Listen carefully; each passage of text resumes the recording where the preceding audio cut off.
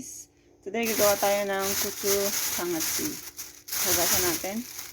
Yung binili namin kanina. Binili namin kanina sa market. Hugasan natin.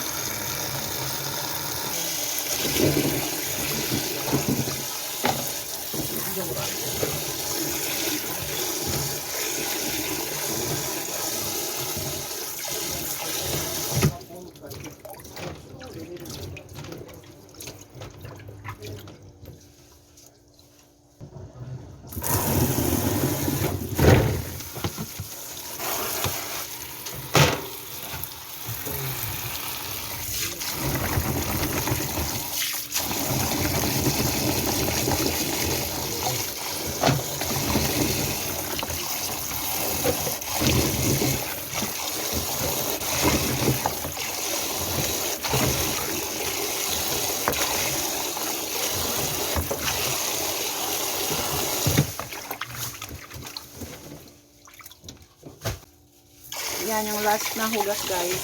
Lagyan natin ng vinegar yung tubig. Ganyan. Tapos ibabad natin yung mga sili. Leave it for 2 minutes. There. Still in the vinegar water. The vinegar will make this more cleaner. And it gets the fertilizers out because we will eat this like raw, so we have to be clean. It has to be clean. Okay.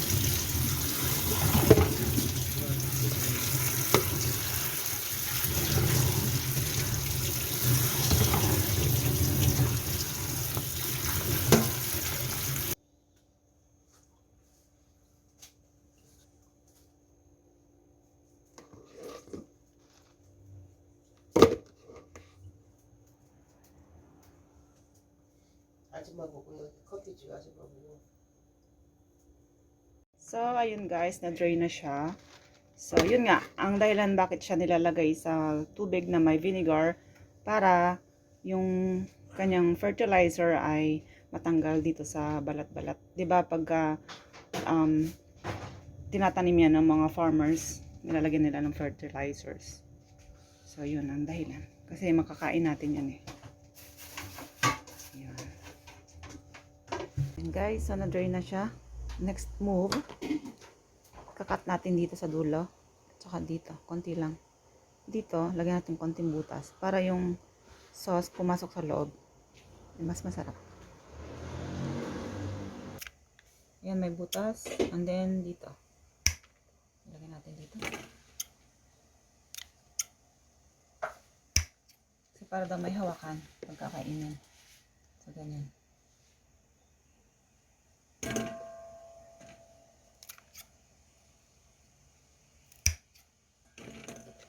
삶을 때는 이거 있잖아.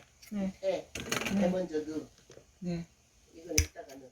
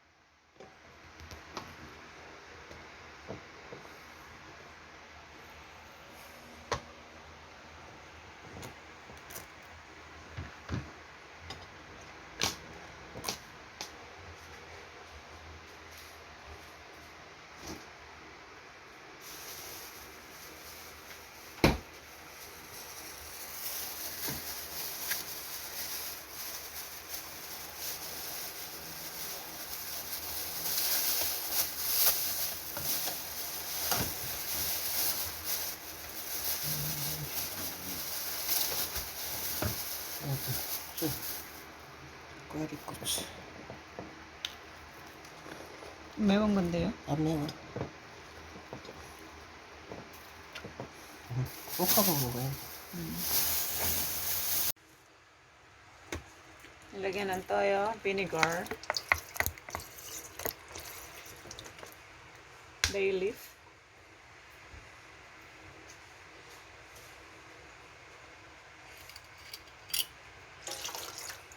suju,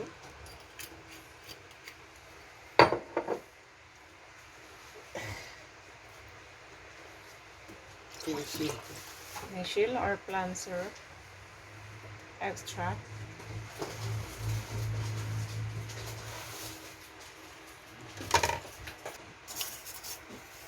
sugar, more,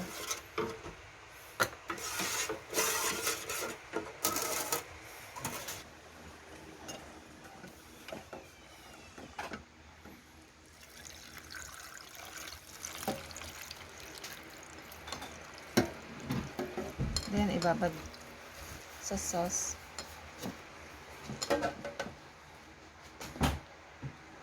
Then lagyan itong platito, pang diin. Hindi pa natunay yung asukal.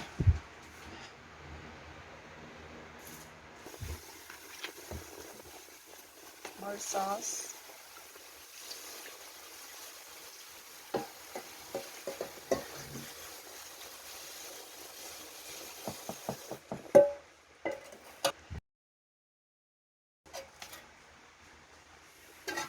Ang pangalan niya ay gochujang-achi. Ayan. And then, takpan. After 2 days, pwede na siyang kainin. Wow. 아삭이 고추장아찌. Asagi gochujang-achi. Ang name daw nun.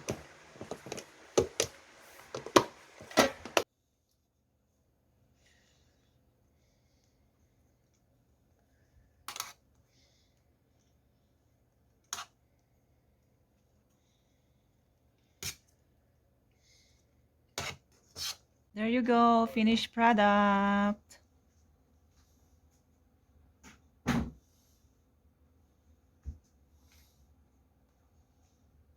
We already mixed it, guys, so you can see the red chili,